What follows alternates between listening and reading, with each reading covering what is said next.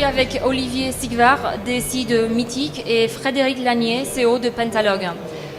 Ils vont présenter ensemble leur expérience commune sur le développement offshore, sachant que le thème de notre conférence aujourd'hui est le développement des sites e-commerce, plus précisément comment réduire les coûts et le time to market. Pour l'agenda, nous allons commencer avec Olivier. Ensuite, Frédéric nous présentera son point de vue à la fin des conclusions et des questions-réponses de la part du public. Donc, je me tourne vers toi, Olivier. En 2010-2011, quand vous avez rencontré Pentalog, quelles étaient les intentions de Mythic? Donc, en fait, peut-être quelques mots sur Mythic. Je ne sais pas si tout le monde, peut-être tout le monde connaît le site ou est peut-être client. Mais Mythic aujourd'hui, donc c'est une société qui a été fondée en 2001 par Marc Simoncini, société qui a été cédée à Match.com, le leader mondial américain l'année dernière. C'est une société qui a fait en 2011 un peu moins de 180 millions d'euros de chiffre d'affaires. Nous sommes présents avec des opérations dans les plus gros marchés européens, donc sur à peu près 16 pays, dans 14 langues, et en fonction des pays, nous exploitons des marques différentes en fait. Tout ça est intégré au niveau d'un produit unique et une plateforme unique. Et pour vous donner quelques ordres de grandeur, notre plateforme reçoit à peu près 80 000 clients simultanés en pointe le soir. La plateforme est composée d'à peu près 700 serveurs. Voilà un petit peu pour la présentation de Mythic. Donc comment la rencontre avec Pentalog s'est faite? En fait, sur l'année 2009-2010, on a constaté que la performance de la machine Mythic à convertir était pas suffisante. En quelques mots, un peu comme tous les marchands, on a un modèle où on convertit nos visiteurs en membres et ensuite on a un moteur pour convertir nos membres en clients, puisque le mode de fonctionnement du site, c'est un abonnement payant, donc une souscription que vous payez pour avoir accès à des fonctions avancées sur le site. Voilà.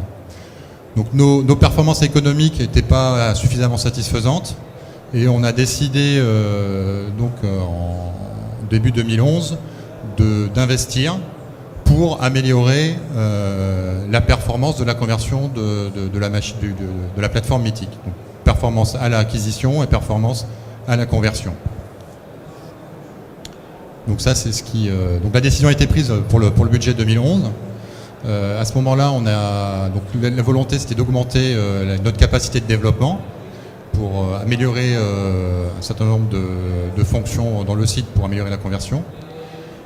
Cet investissement, on a essayé de le faire d'abord en continuant avec nos méthodes, je dirais, anciennes, en essayant de recruter du personnel, développeurs, chefs de projet, architectes sur notre site parisien, et on a eu toutes les difficultés à pouvoir embaucher en fait les compétences qui nous étaient nécessaires.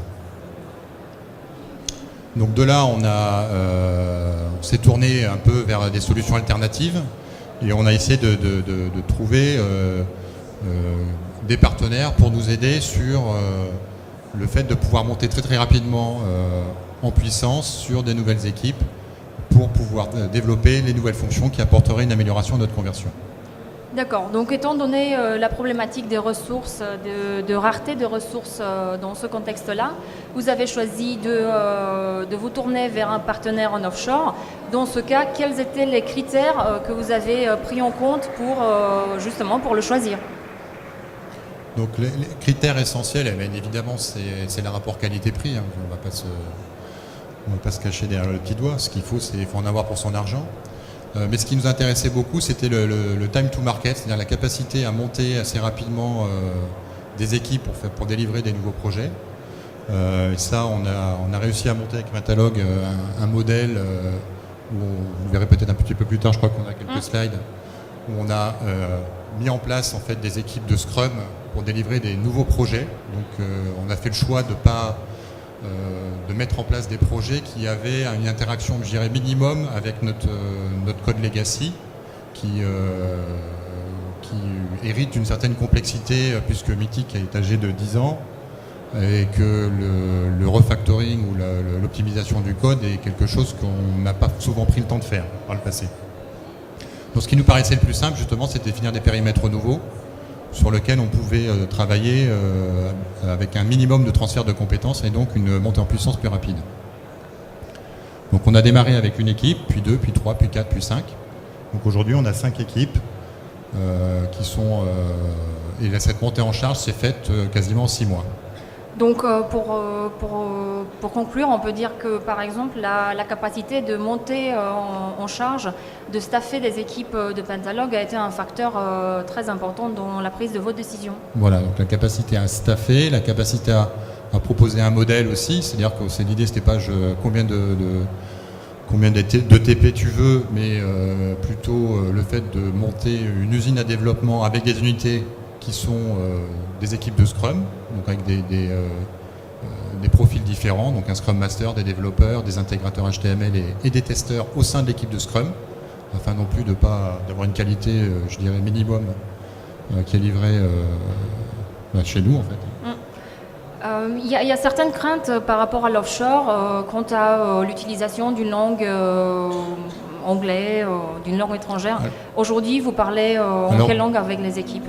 Alors pour nous, ce qui était important, vu on commençait à être américain, mais pas beaucoup, donc pas forcément complètement à l'aise au niveau de la technique avec l'anglais, il était important que le partenaire que l'on choisisse puisse avoir en face de nous un management en escalade qui soit francophone. Donc ça, c'est une qualité qu'on a trouvée chez Pentalog. C'est quelque chose qui nous a paru important. Ce qui était important également pour nous, c'était d'avoir une différence de time zone qui reste raisonnable. Donc la géographie de l'Europe de l'Est est quelque chose qui est assez facile à gérer puisqu'on a 1 heure de décalage horaire, contrairement à des prestataires qui pourraient se trouver un peu plus loin en Inde ou ailleurs. Donc les déplacements sont faciles à faire finalement. Les déplacements sont faciles à faire, ils sont très importants en phase de démarrage pour assurer une qualité de knowledge transfer efficace. Donc c'est important, mais par la suite, une fois que les équipes ont appris à travailler ensemble, les voyages sont plus raisonnables. D'accord. Voilà. Par rapport à une chose qui était importante aussi pour nous, c'était la capacité de pouvoir faire du crédit impôt recherche. Donc d'avoir un prestataire au sein de l'Union européenne, c'était un atout. Parce qu'aujourd'hui, on a une fiscalité en France qui est intéressante sur cet aspect-là. Ce serait dommage de ne pas en bénéficier. D'accord. Donc on peut... D'accord. Donc on passe à la suivante étape, c'est présenter peut-être un petit peu les équipes en offshore, comment vous avez réussi à monter le projet, comment vous avez démarré. Vous avez parlé tout à l'heure d'un knowledge transfer, un projet pilote peut-être qui s'est passé ou qui s'est déroulé entre Mythic et Pentalog. Donc en fait on a construit, donc avant de démarrer avec Pentalog, on a un petit peu adapté nos structures à Paris, puisqu'on a un peu organisé aussi nos équipes à Paris sur le même modèle que ce qu'on a demandé à notre prestataire offshore. C'est-à-dire qu'on a mis en place des équipes de Scrum en offshore, mais on a également mis en place des équipes de Scrum à Paris. Donc on a réorganisé notre façon de développer avec, je dirais, d'un côté une équipe de développement qu'on a appelée Core, qui s'occupe de faire évoluer les librairies un peu compliquées, un peu bas niveau. Et des équipes de Scrum qui sont là pour développer des fonctions business où le cahier des charges en fait est assez facilement exprimé par le produit, puisque ce sont des sujets de plus de parcours client, de user experience. Donc on a monté des équipes sur différents sujets et on s'est assuré pendant au moins les 3 premiers mois de ne pas trop changer de sujet pour chaque équipe qui a démarré, afin de permettre à cette équipe de monter en compétence sur notre métier. Donc il y a 2 choses, il y a monter en compétence sur le projet qu'on leur demandait de faire au jour le jour, donc ça c'est évident. Mais ce qui est important pour avoir des équipes efficaces aussi, il faut que les équipes comprennent le métier, comprennent la société et son produit, et comprennent aussi son framework technologique. Donc on a souhaité ne pas trop changer le projet au début, pour ne pas trop complexifier les choses, pour permettre enfin une montée en compétence plus rapide sur le framework et le métier de Mythic. Qu'est-ce qu'il en est par rapport à la méthodologie projet? Est-ce que le rôle de chef de projet dans cette histoire a été important? Vous avez fait des choix précis par rapport à cela? En fait, par rapport à la façon dont on travaillait auparavant, on a coupé un peu le champ d'action du chef de projet en deux, puisqu'on a mis en place un Scrum Master qui est intégré à l'équipe de développement de Scrum, et on a sorti les fonctions un peu plus fonctionnelles de Product Owner, et les deux activités ont été séparées à travers des profils différents. Donc aujourd'hui, on a un Scrum Master par équipe, par définition, et on peut avoir, en fonction de la complexité, un Product Owner qui s'occupe de une ou plusieurs équipes Scrum. D'accord. Donc je vois que pour vous, c'est très important, toute cette organisation en miroir que vous avez mis en place, la partie TMA qui est aujourd'hui validée depuis quelques mois, si j'ai bien En fait, ce qui compris. est important pour nous aussi, c'est la capacité à mettre en place un modèle de développement qui soit identique chez nous et chez notre partenaire. Donc pouvoir benchmarker la qualité de ce qui est développé, la vélocité des développements. C'est important d'avoir un mode de fonctionnement qui soit identique, en tout cas je parle des équipes Scrum, pour pouvoir avoir un benchmark et pouvoir comprendre les axes de progrès qu'on a sous le pied et de pouvoir les implémenter, les identifier et les implémenter. Donc la TMA, oui, donc la TMA on a démarré assez doucement. Parce que comme je vous le dis, notre démarche essentielle était au départ une démarche d'investissement pour apporter de nouveaux fonctionnements. Donc on n'était pas forcément dans une démarche de réduction de coûts en termes d'objectifs stratégiques, j'entends bien. Mais aujourd'hui, oui, on a quand même quelques centaines de bugs et on a commencé, c'est vrai, à se faire aider avec Pentalog, à mettre des ressources sur la résolution de ces bugs. D'accord. Donc je vous remercie pour l'instant. Je me tourne vers Monsieur Lanier. Et donc si maintenant tout le monde connaît Mythic, peut-être il y a quelques mots à dire sur Pentalog. D'abord, bonsoir à tous. Donc Pentalog, c'est une société qui a bientôt 20 ans, qui a 19 ans, qui a démarré d'abord dans une logique de prestation, je dirais comme beaucoup d'SS2I avant elle, mais qui, au bout d'un peu moins de 10 ans, s'est tournée vers d'autres modèles, parce que finalement l'équipe de fondateurs commençait à s'ennuyer un peu. Et c'est comme ça que nous nous sommes intéressés au modèle offshore, nearshore, en allant dans différents pays. D'abord la Roumanie, puis un petit peu plus tard la Moldavie, et puis finalement le Vietnam. Alors c'est aussi une société qui ça c'est pour les sites de production, mais qui ne s'intéresse pas qu'à la France en termes de vente, puisqu'aujourd'hui nous avons une grosse partie de nos activités qui concernent l'Allemagne, qui concerne des pays satellites, soit de la France, soit l'Allemagne, en termes de langue et de souvent de langue. Donc on travaille également en Belgique, en Suisse, en Autriche. Nous travaillons sur le marché local roumain également. Donc finalement un certain nombre de pays. Ce qu'on peut dire aussi, c'est que c'est une entreprise qui avait acquis des clients qui lui ont demandé de constamment augmenter ses ressources. La croissance a été très très continue dans les dernières années. Elle s'est échelonnée de 26 à encore 26% l'année dernière en 2011, une croissance purement organique et qui était montée jusqu'à 70% dans les grandes années. Donc il fallait scaler très très fort et en continu. Alors maintenant un petit peu de business model. Je crois que tu as été un tout petit peu vite. C'est vrai. Voilà. Un business model qui a trois composantes. Finalement, la composante dont vous a beaucoup parlé Olivier, puisque c'est celle qui l'intéressait, c'est celle du milieu. C'est une capacité offshore, nearshore. Maintenant, pour également accompagner nos clients qui n'ont pas encore fait le saut, nous avons aussi structuré en amont une offre de conseil qui est composée tout à la fois de services à caractère méthodologique pour aider nos clients à se préparer à la chose, pour aussi aider des clients qui tout simplement, sans penser même à l'offshore, ne travaillaient pas dans telle ou telle méthode qui va être requise dans le cadre d'une réalisation logicielle, entre autres Scrum, dont parlait Olivier, mais entre autres. Donc une sorte de département conseil en amont, où il y a une trentaine de collaborateurs qui peuvent intervenir sur du conseil en technologie, sur de l'ergonomie, sur bref tout un tas de dimensions, du conseil également en innovation et au CIR, Olivier en parlait tout à l'heure, où le groupe a également une bonne expertise. Et enfin, à l'autre bout du modèle offshore, donc au milieu ce modèle offshore, 800 collaborateurs à peu près, et à la fin un modèle cloud qui permet, je dirais basiquement deux choses.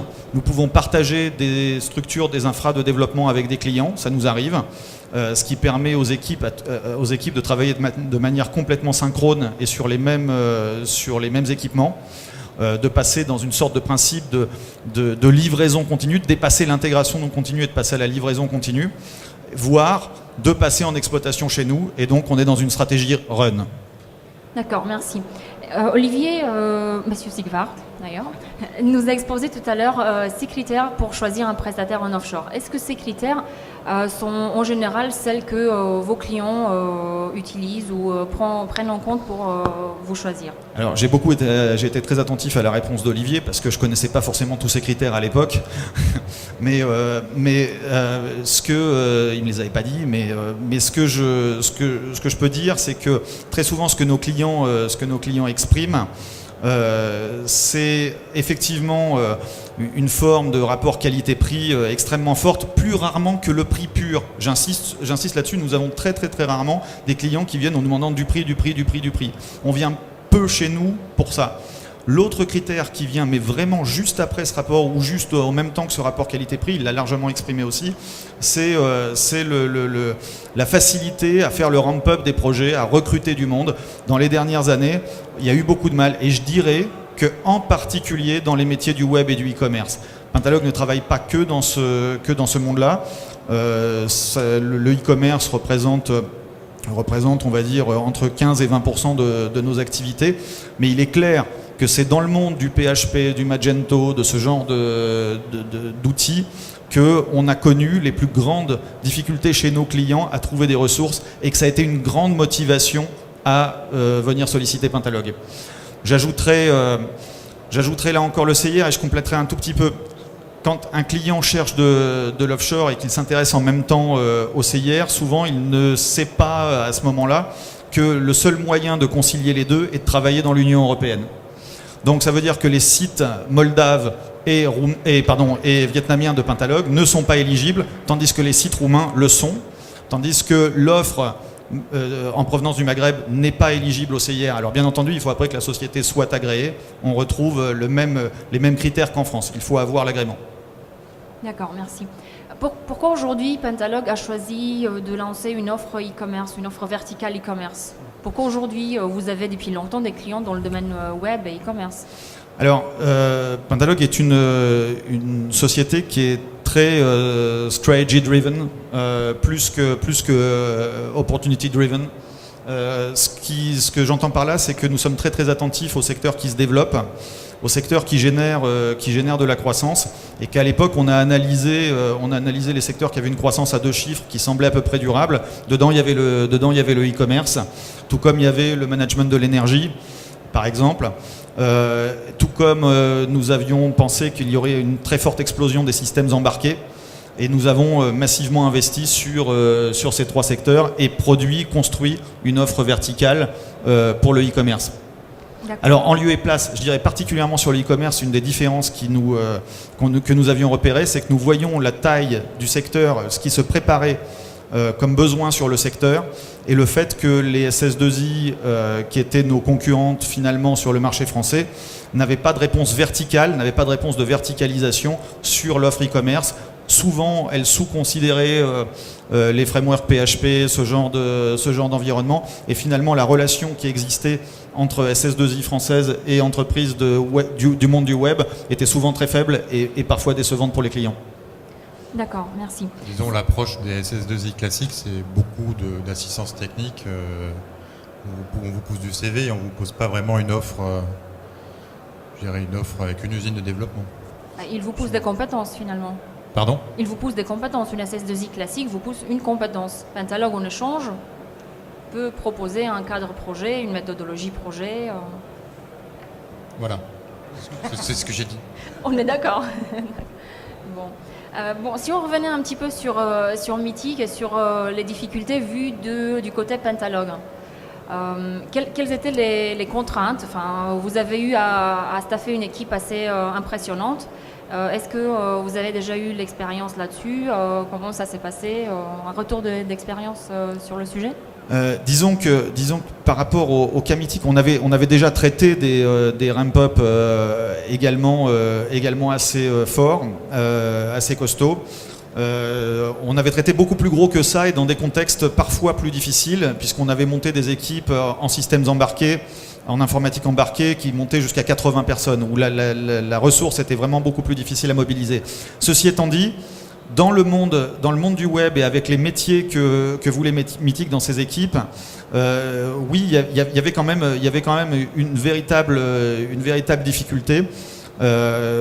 Sachant que le modèle de démarrage était basé sur ces équipes de 5-6 personnes et il fallait systématiquement respecter le principe de composition de chacune des équipes. Donc ça faisait un timing extrêmement rigoureux sur la mise en place et le démarrage des équipes. C'était peut-être un point un peu particulier.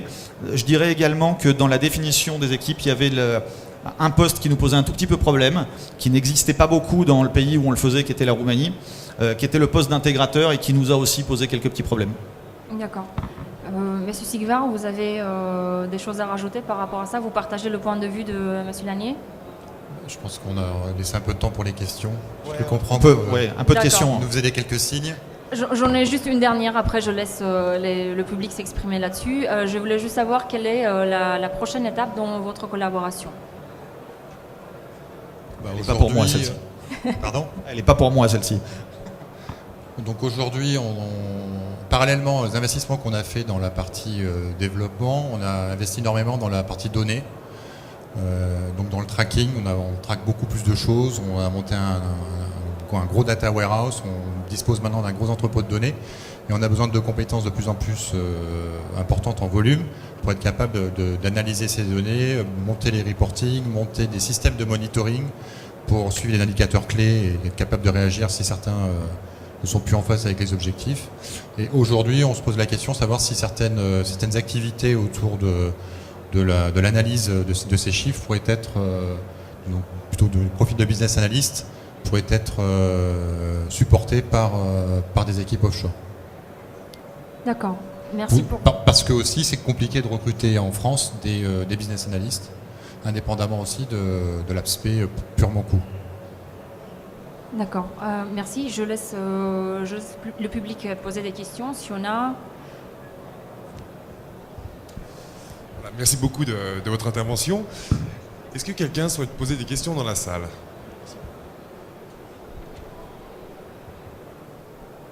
Non? Bon. Je vais me lancer, alors je vais vous poser la première. Voilà, je crois que vous avez cette question s'adresse plutôt à Monsieur Stigwart. Je crois que vous avez en fait des centres de production aussi bien en Asie qu'en Europe de l'Est. Est-ce que ça pose des problèmes de management interculturel?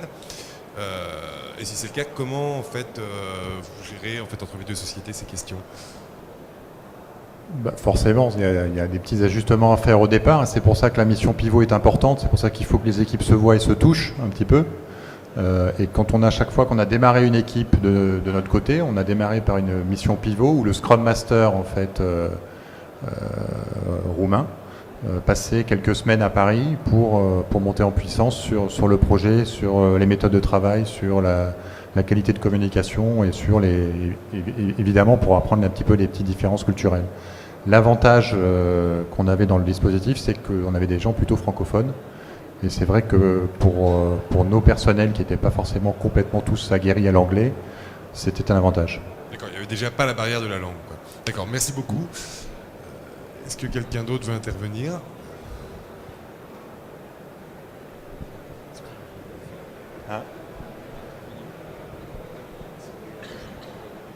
Bonsoir. Bonsoir. Tout d'abord, merci. J'ai une question assez scolaire. Comment avez-vous choisi les pays dans lesquels vous êtes implanté? Parce que le prestataire par lequel vous êtes passé est implanté en Europe de l'Est, au Vietnam, si j'ai bien compris. Est-ce que c'est ce prestataire-là qui finalement vous a poussé à vous implanter là-bas, ou est-ce que vous avez eu également de votre côté une analyse pour vous implanter là-bas? Et dernière question, qu'est-ce que vous pensez du marché de l'Amérique latine? Merci. Alors, pour être honnête, on n'a pas fait une étude de marché mondiale pour savoir quelle était la meilleure solution. On a fait un petit tour, je dirais, début 2011 pour essayer de comprendre les différentes opportunités qui existaient. Donc on a d'abord essayé début 2011, sans basculer sur un modèle offshore, mais de faire venir des développeurs nord-africains, donc marocains, tunisiens. Donc l'idée c'était de faire venir des gens chez nous à Paris, les embaucher à Paris au tarif parisien pour essayer de monter en puissance sur notre capacité de développement. Donc ça ne s'est pas super bien passé, on a eu des petites difficultés à ce que les gens restent, peut-être parce que c'était aussi un déracinement pour eux, c'était peut-être pas forcément quelque chose qui était évident. Donc par la suite on s'est dit, il faut qu'on travaille avec des partenaires qui sont implantés ailleurs. Et là on a fait un petit tour des différentes solutions. On a regardé un petit peu ce qui se passait en Tchéquie. Et d'ailleurs en Tchéquie, aujourd'hui, on a un partenaire qui fait le développement de nos applications mobiles. Donc tout ce qui est développé par Mythic sur iPhone et sur Android est développé à Prague. On est allé aussi faire un tour en Ukraine. Là les tarifs sont plus intéressants évidemment, mais vous êtes en zone dollar. Juridiquement, c'est peut-être un peu plus moins sécurisé, on va dire, que l'Union européenne, et il n'y a pas de capacité à faire du crédit impôt recherche. Donc c'est un peu comme ça que ça s'est passé. Donc ensuite, la Roumanie a une réputation dans tout ce qui est l'ingénierie, et en cherchant des solutions en Roumanie, on a trouvé Pentalog. Je voudrais ajouter juste un tout petit point aussi, c'est que un des points que dans un plan comme celui de Mythic, dont on savait qu'il irait vers plusieurs dizaines de collaborateurs à mettre à disposition, nous avions un atout considérable, c'est que Pentalog a développé une connaissance du marché des ressources humaines de Roumanie qui est tout à fait de premier plan et qui fait de nous aujourd'hui le premier ou le deuxième acteur d'un des marchés nearshore les plus actifs en Europe. Donc pour répondre à la problématique d'une société qui a besoin de monter assez fortement en charge, les éléments de discours commercial qu'on est capable d'amener sont souvent assez probants. Voilà, disons qu'en Roumanie, il y a à peu près 50 000 personnes qui intéressent une société comme Pentalog. Il y en a environ 70 à 80% qui sont dans nos bases. Et dans les 70 à 80% qui sont dans nos bases, il y en a plus de 20% que nous avons déjà testé online sur 250 tests techniques. Ça fait de nous une société qui est capable de faire un targeting de compétences extrêmement fort. L'Amérique latine. L'Amérique latine, je ne connais pas. Alors, l'Amérique latine, Raluca a posé une question a amené une question tout à l'heure, un sujet sur les critères. Pour beaucoup de nos clients, la time zone est souvent un des critères principaux. Et je dirais que pour un client qui ne fait pas d'offshore, et nous on est quand même capable d'en parler puisqu'on a des équipes sous différentes time zones, un client qui est sans expérience sur le sujet, qui a peu de socle d'offshoreisation avant de commencer, la time zone plus encore que la distance va être à peu près aussi importante que la langue pour une équipe qui aurait peu de capacité linguistique. Le fait de travailler à distance, ça demande quand même de l'organisation, peut-être un peu plus sophistiquée que quand on est tous dans le même bâtiment. Ça, c'est certain. Et donc c'est vrai que la capacité à travailler sur une time zone différente, j'imagine que c'est une difficulté supplémentaire. Et c'est cette difficulté-là qu'on n'a pas souhaité rajouter à la problématique. Je ne vous entends pas. Le potentiel de marché n'est pas assez important, c'est ça? Oui, le potentiel de marché en Europe pour l'Amérique latine n'est pas assez important. En revanche, l'année dernière, je ne sais pas si c'est pas assez important, mais c'est peut-être après une problématique de maturité sur la capacité à faire du delivery en offshore. Je veux dire, aujourd'hui, pour Mythic, c'était quelque chose de nouveau. On a essayé de faire simple déjà dans une première phase. Alors peut-être qu'après, oui, il y a peut-être des opportunités encore plus importantes en Amérique du Sud, mais à ce moment-là, on les découvrira plus tard, peut-être. C'est une démarche pragmatique, hein, en fait. Hein, on essaie de lisser les. Et puis, mais après, je ne sais pas si l'Amérique du Sud est si intéressant que ça d'un point de vue méthode ou prix, hein, et qualité. Juste une petite question pour Pentalog. De mémoire, vous avez utilisé le mot mix sure dans votre présentation. Pourriez-vous élaborer un peu sur ce que ça veut dire? Vous me faites très plaisir, parce que j'ai répondu à une vidéo interne au groupe il y a très peu de temps, où il y avait une question sur qu'est-ce que ça veut dire consulting mix sure. Alors, consulting, en fait, on parle de mix sure en particulier pour le consulting. Il s'agit pour nous, dans le cadre du montage de nos offres, de conseil, de baser ces offres sur des ressources tant ouest européennes, quand on parle de clients ouest européens, que de ressources en provenance de nos sites d'Europe de l'Est et ou d'ailleurs, mais pour l'instant majoritairement d'Europe de l'Est. Alors pourquoi ? Parce que d'abord, quand on a une entreprise qui a 800 collaborateurs, on est souvent en mesure de trouver des gens qui ont un profil d'excellence à l'intérieur, et il faut leur donner l'opportunité de s'avancer dans ces problématiques de consulting. Donc en particulier, nous avons des gens qui sont absolument excellents sur tous les grands serveurs d'applications, sur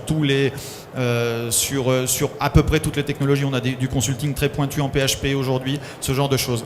Et donc aussi par mixture, on entend également une possibilité de réduction d'un tarif de conseil, puisque en fait là on parle d'une proximité client d'une part et d'une partie de la réalisation de la mission de conseil sur le site distant. Donc une relative réduction du coût également à la fin.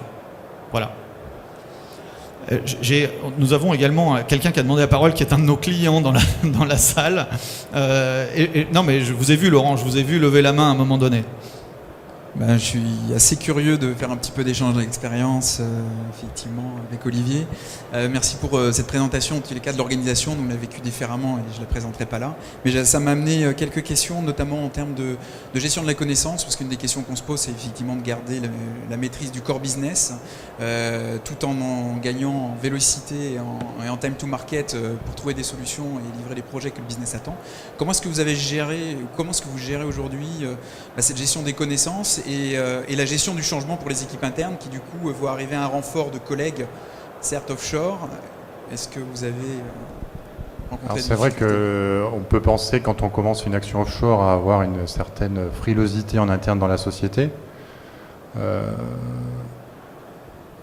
Pour nous, le chemin a été plutôt facile pour les collaborateurs parce qu'en fait, ils ont eu la démonstration pendant plusieurs mois qu'on a essayé de staffer en interne, qu'on n'a pas réussi. On avait mis des primes de cooptation pour apporter du personnel supplémentaire qui n'a pas fonctionné.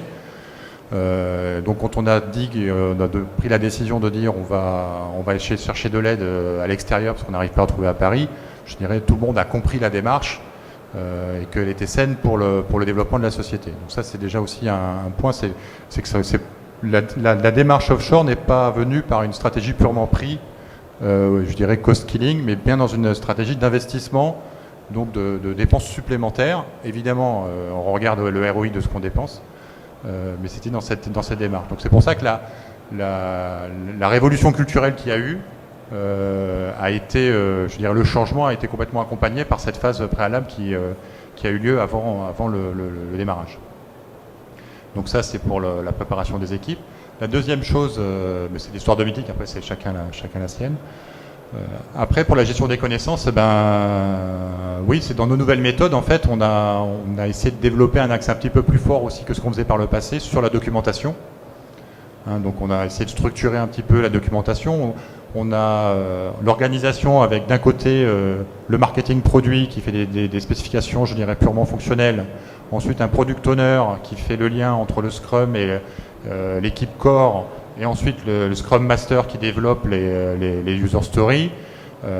Tout ça, c'est parti d'un certain nombre de documentation. Et effectivement, ça participe à mieux formaliser le patrimoine et aussi à faciliter de plus grandement l'échange des connaissances entre les équipes. Évidemment, dans notre contrat avec Pentalog, on a prévu une clause de réversibilité. On n'est pas parti la fleur au fusil en disant salut, on y va. On a prévu aussi quand on partait. Pardon, je vous entends pas bien. Oui, ça nous a aidé à structurer et c'est pour ça aussi qu'on a appliqué les mêmes méthodes en interne, c'est parce qu'on savait aussi qu'on manquait de structure en interne et qu'on avait besoin aussi d'une meilleure documentation et c'est pour ça qu'on a choisi d'avoir les mêmes méthodes en interne et en externe. Très bien, je crois qu'il reste 2 questions, on est presque hors temps, donc ce sera les 2 dernières, je vous remercie de répondre rapidement. Merci. Bonsoir, merci. En fait, je rebondis un petit peu sur la question précédente, c'était juste le temps qu'il avait fallu aux 2 équipes vraiment à aller dans le même sens et à synchroniser, n'est-ce parce que vous disiez que votre base de données, la société existait depuis une dizaine d'années.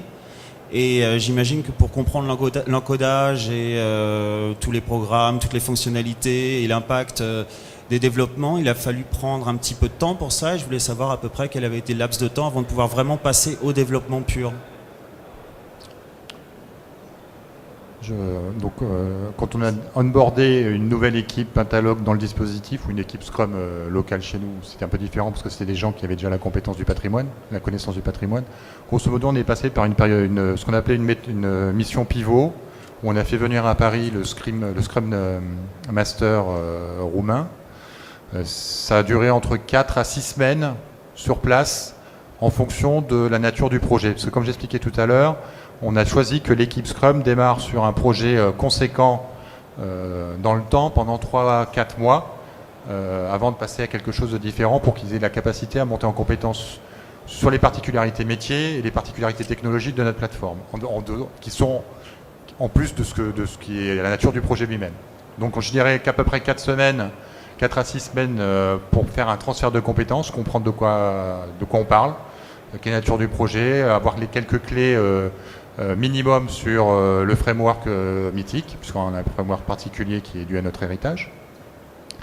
Voilà. Ensuite, on a commencé, après cette période pivot, on a commencé à faire des scrums, et là on a démarré avec des scrums qui au départ étaient de 3 semaines. Donc on a démarré sur des scrums de 3 semaines avec des équipes de scrum de 2 développeurs. Aujourd'hui, on est sur des phases de scrum de 2 semaines et avec 3 développeurs. Donc pour la même structure, je dirais, de management, à savoir le test, l'intégrateur et le Scrum Master, on a mis 50% de force de développement supplémentaire. Ça s'est fait dans le temps. Mais grosso modo, une période pivot de 4 à 6 semaines en fonction des sujets. On démarre pendant 2-3 mois avec des scrums de 3 semaines, où là, faut pas être très regardant sur la qualité et sur le fait de livrer à temps pendant, je dirais, 2, 3, 4 scrums en fonction des sujets, et après ça commence à être huilé et à fonctionner correctement. En gros, il faut quand même 3 mois pour que ça marche. Pour que ça marche bien. Et on a fait le choix de ne pas passer par la maintenance, on allait passer directement sur... À la différence de Laurent. À la différence d'autres approches. Bonsoir, vous avez mentionné plusieurs fois le crédit impôt recherche. Oui. Est-ce que ça présente un intérêt tel que vous le mettez en tête ou du moins dans les premiers critères de choix pour vos implantations, ou est-ce que c'est juste une cerise sur le gâteau? Question pour qui? La question est peut-être plus pour les spécialistes du crédit impôt recherche. J'avoue que je ne suis pas spécialiste, mais je sais que les financiers chez moi, ça leur plaît beaucoup. Ça leur plaît, mais est-ce que c'est un critère dominant dans vos choix? Si le critère économique, dans votre cas particulier, est dominant, je pense qu'il est pertinent de regarder ce que veut dire le fait de pouvoir bénéficier du crédit impôt recherche. Est-ce que c'est quelque chose que vous faites déjà en France ou pas? Donc c'est peut-être qu'est-ce que vous êtes déjà familier avec cette démarche ou pas. J'avoue que moi personnellement je ne suis pas tellement familier parce que j'ai des gens dans la société qui s'occupent de ça. Donc je ne peux pas trop vous en dire plus. Peut-être que Pentalog peut apporter un complément d'information. Mais c'est vrai qu'économiquement ça améliore l'équation.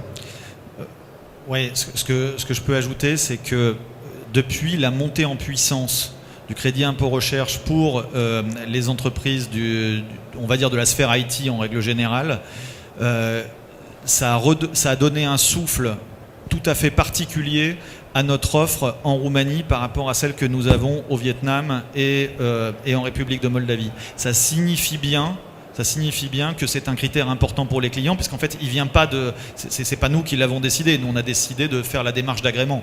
Voilà. Donc, ça joue un rôle commercialement de plus en plus fort depuis 3-4 ans. depuis que la démarche est effectivement beaucoup plus habituelle et familière dans les entreprises. Donc ensuite, je dirais que dans une boîte comme Pentalog, qui est caractérisée par une activité plus forte en développement qu'en maintenance, et qui travaille également, j'ai dit qu'on travaille dans d'autres secteurs, on travaille entre autres pour des éditeurs de logiciels, et dès lors qu'on parle d'édition de logiciels, l'importance du crédit impôt recherche devient beaucoup plus prégnante encore. Là, je dirais que tous ceux-là sont familiers avec la démarche et que Pentalog se distingue souvent grâce à ça face à d'autres offreurs. Mais ça ne marche pas pour la maintenance.